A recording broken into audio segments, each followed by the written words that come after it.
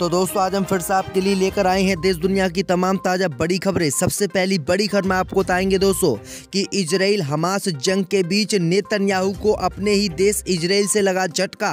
भ्रष्टाचार के मामले में इजराइल के कोर्ट ने नेतन्याहू को जेल में डालने का दिया आदेश, यहूदियों को झटका।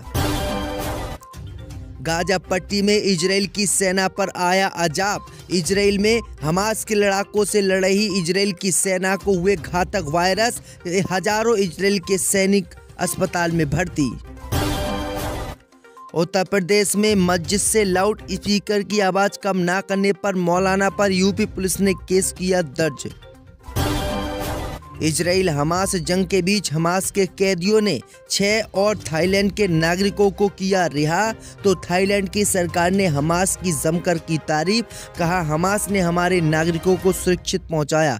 तो दोस्तों सभी खबरों को आपको एक एक कर बताने वाले हैं। वीडियो को लाइक कर चैनल को सब्सक्राइब कर दें। इसी बीच पर तो दोस्तों अगली खबर की ओर, तो इजराइल हमास जंग के बीच जेल में बंद होगा इजराइल का प्रधानमंत्री नेतन्याहू। कोर्ट ने सुनाया फैसला, यहूदियों को बड़ा झटका।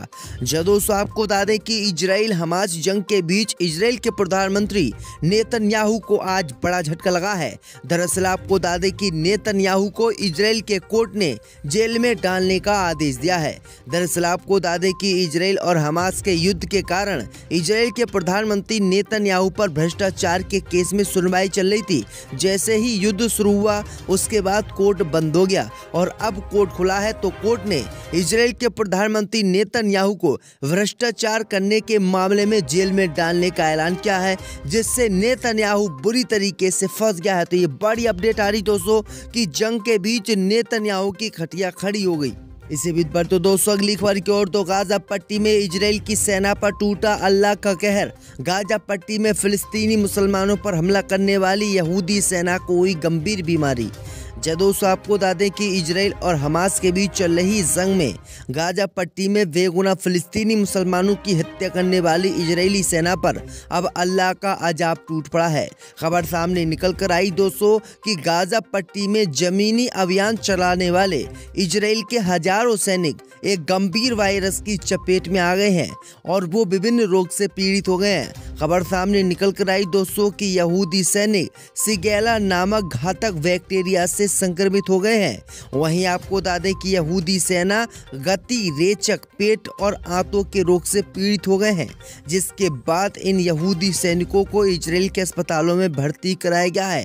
तो ये बड़ी अपडेट आ रही दोस्तों कि गाजा की जलवायु, गंदे सड़े भोजन और वातावरण के अलावा बारूद, रसायन और फास्फोरस बमों की बारिश से ये वायरस पैदा हुआ है, जो वायरस अब इजराइल की सेना पर ही चढ़ पड़ा है और इजराइल की सेना को गंभीर बीमारी कर दी है, जबकि फिलिस्तीन के लोगों को ऐसा कुछ भी नहीं हुआ है। तो अल्लाह का कहर इन यहूदियों पर अब गाजा पट्टी में टूटने लगा है। इसी बीच पर तो दोस्तों अगली खबर की ओर, तो इजराइल हमास जंग के बीच हमास ने 6 थाई नागरिकों को छोड़ा। दोस्तों आपको बता दें कि इजराइल और हमास के बीच चल रही जंग में बंधक बने इजराइल और अन्य देशों के नागरिकों की रिहाई अभी जारी है। खबर सामने निकल कर आई दोस्तों कि मंगलवार को हमास के लड़ाकों ने 6 थाई नागरिकों को छोड़ दिया है। वहीं आपको बता दें कि इसमें एक भी इजराइल का नागरिक शामिल नहीं है। दरअसल आपको बता दें कि हमास ने साफ कहा है कि इजराइल की सेना जो गाजा पट्टी पर बम बरसा रही है और फिलिस्तीनी मुसलमानों की हत्या कर रही है, इसको कभी भी भुलाया नहीं जाएगा। हम इजराइल के एक भी नागरिक को नहीं छोड़ेंगे, जबकि जो विदेश के नागरिक उनके चंगुल में हैं उनको छोड़ेंगे। और हमास ने इसी शर्त पर जो है थाई नागरिक यानी 6 थाईलैंड के नागरिकों को छोड़ दिया है। वहीं आपको बता दें कि नागरिकों के घर पहुंचते ही परिवार वालों ने देखकर उनको गले लगाया और हमास का जमकर समर्थन किया। इसी बीच पर तो दोस्तों अगली खबर की ओर, तो उत्तर प्रदेश में लाउड स्पीकर की आवाज कम ना करने पर मौलाना और मुतवल्ली पर केस दर्ज। दोस्तों आपको बता दें कि उत्तर प्रदेश में मस्जिद पर लाउड स्पीकर बजाने के मामले में पुलिस की लगातार कार्रवाई जारी है। वहीं अब खबर सामने निकल कर आई दोस्तों कि उत्तर प्रदेश पुलिस ने 15 दिनों के भीतर 12 लाउड स्पीकर उतरवाए हैं और 356 लाउड स्पीकर की आवाज़ कम करवाई है। पुलिस के समझाने पर लाउड स्पीकर की आवाज़ कम ना करने पर मौलाना पर उत्तर प्रदेश में केस दर्ज हुआ है। खबर सामने निकल कर आई दोस्तों की नगर कोतवाल आलोक मणि त्रिपाठी ने बताया है कि पुलिस गश्त कर रही थी, तभी ग्वाल मंडी में लाउड स्पीकर तेज आवाज से बज रहा था। धार्मिक भावनाओं को देखते हुए वो वहीं पर रुक गए और उन्होंने मस्जिद में जाकर मौलाना को समझाया, लेकिन मौलाना मस्जिद की आवाज़ कम करने के लिए तैयार नहीं था, जिसके बाद केस इन पर दर्ज कर लिया गया है और मस्जिद के लाउड स्पीकर भी उतार दिए गए। तो ये बड़ी अपडेट आ रही दोस्तों। खबर की ओर तो हमास ने गाजा में उतारी लड़ाकों की फौज। गाजा में 50,000 फिलिस्तीनियों ने की वापसी। यहूदियों को मार पीट कर निकाल रहे हैं बाहर। दोस्तों आपको बता दें कि इजराइल और हमास के बीच युद्ध विराम 2 दिन और बढ़ गया है। इसी युद्ध विराम के बीच हमास ने गाजा पट्टी में अपने लड़ाकों की फौज उतार दी है। वहीं आपको बता दें कि गाजा में लड़ाकों की फौज उतरने के बाद 50,000 फिलिस्तीनियों ने वापसी की है। दरअसल आपको बता दें कि जब इजराइल ने गाजा पट्टी पर हमला किया था, तब गाजा पट्टी से फिलिस्तीनी मुसलमानों ने अपने घरों को छोड़कर जान बचाई थी और वो मिस्र के बॉर्डर के करीब पहुंचे थे। और अब खबर सामने निकल कर आई दोस्तों की गाजा पट्टी में 50 दिनों की जंग में हमास के सामने इजराइल की सेना ने घुटने टेके और अब हमास की सभी शर्तें इजराइल की सरकार ने मान ली। तो अब हमास ने गाजा में अपने हजारों लड़ाकों की फौज उतार दी है, जिसके कारण फिलिस्तीनियों ने वापसी की है और सभी फिलिस्तीनी अपने घर वापस आने लगे हैं। तो ये बड़ी अपडेट आ रही दोस्तों कि गाजा पट्टी से ये अच्छी खबर सामने आई है। पर तो दोस्तों अगली खबर की ओर तो पाकिस्तान के गृह मंत्री ने भारत के 22 टुकड़े कर 22 पाकिस्तान बनाने का किया ऐलान। दोस्तों आपको बता दें कि इजराइल हमास जंग के बीच भारत और पाकिस्तान में भी जंग छिड़ने की आशंका है। दरअसल आपको बता दें कि पाकिस्तान के पूर्व गृह मंत्री ने भारत को धमकी दी है कि हम हिंदुस्तान के टुकड़े करके 22 पाकिस्तान बनाएंगे।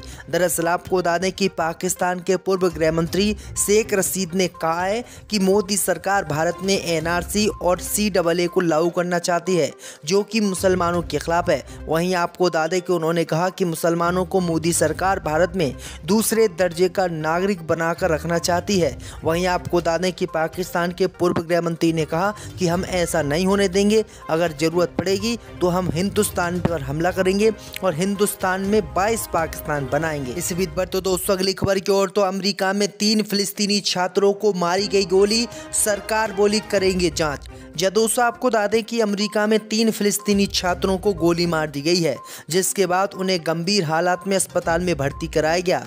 वेस्ट बैंक में स्थित छात्रों के बचपन के स्कूल ने बताया कि अमेरिका के कॉलेजों में पढ़ने वाले 3 फिलिस्तीनी छात्रों को वर्लिंगटन और कारमोट में शनिवार यानी 25 अक्टूबर को गोली मार दी गई है। फिलहाल छात्रों का इलाज चल रहा है। वहीं आपको बता दें कि आगे अमेरिका की सरकार ने इन तीनों छात्रों की जांच कराने की मांग की है।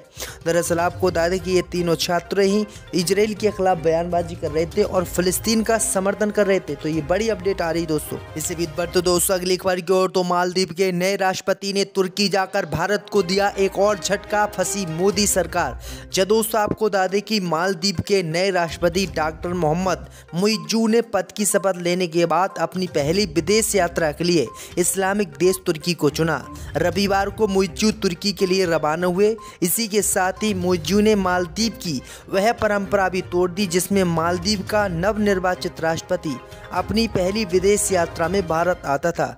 चीन के समर्थक माने जाने वाले मुइज्जू का बतौर राष्ट्रपति अपनी पहली विदेशी यात्रा पर भारत न आकर तुर्की जाना ये दिखाता है कि भारत को लेकर मालदीव के रुख में कितना बड़ा बदलाव आया है।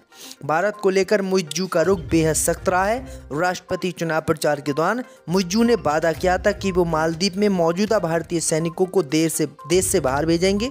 जीत के बाद भी मुइज्जू ने अपने इस रुख पर कायम है। उनके तेवर थोड़े नरम नहीं पड़े हैं। तो ये बड़ी अपडेट आ रही दोस्तों कि मोदी सरकार को बड़ा झटका मालदीव ने दिया है। इसी बीच पर तो दोस्तों अगली खबर की ओर तो अयोध्या के संतों ने असदुद्दीन ओवैसी को मुसलमान धर्म छोड़ सनातनी बनने की दी चेतावनी, कहा कर लें ओवैसी घर वापसी। दोस्तों आपको बता दें कि अयोध्या के संत राजू दास ने असदुद्दीन ओवैसी को मुस्लिम धर्म छोड़कर हिंदू बनने के लिए कहा है। उन्होंने कहा कि पढ़े लिखे होने के बावजूद असदुद्दीन ओवैसी दुर्भाग्यपूर्ण बयान देते हैं। वे सांसद है फिर भी इतनी कट्टरता भरी हुई है। मंत्री ने कहा कि ओवैसी को अपनी मानसिकता ठीक करने की ज़रूरत है। उन्होंने कहा कि ओवैसी के पूर्वज पहले कभी सनातनी थे, घर वापसी असदुद्दीन ओवैसी कर ले तो अच्छा रहेगा। महंत ने मदरसे की शिक्षा पद्धति में बदलाव करने की भी वकालत की है। इसी बीच बढ़ते दोस्तों अगली खबर की ओर, तो वर्ल्ड कप फाइनल में टीम इंडिया की हार का जश्न मना रहे 7 कश्मीरी छात्रों को पुलिस ने किया गिरफ्तार। जब दोस्तों आपको बता दें कि वर्ल्ड कप 2023 के फाइनल में भारत की हार का जश्न मनाने के आरोप में जम्मू कश्मीर के 7 छात्रों को उत्तर प्रदेश पुलिस ने गिरफ्तार किया है। सभी कृषि विश्वविद्यालय के छात्र हैं। उन्हें गैर कानूनी गतिविधि रोकथाम अधिनियम यानी यूएपीए के तहत गिरफ्तार किया गया है। अधिकारियों ने सोमवार को इसकी जानकारी दी। सभी आरोपी शेरे Kashmiri university of agricultural science के छात्र हैं। अधिकारियों ने कहा कि छात्रों को तब गिरफ्तार किया गया जब पुलिस ने एक गैर स्थानीय छात्र की शिकायत की जांच शुरू की। उसने आरोप लगाया था कि उसके सहयोगियों ने उसे परेशान किया था कि वे ऑस्ट्रेलिया से फाइनल हारने के बाद आपत्तिजनक नारे लगाए। तो ये बड़ी अपडेट आई दोस्तों कि किस तरह से पुलिस अब परेशान कश्मीर के मुसलमानों को भी करने लगी है।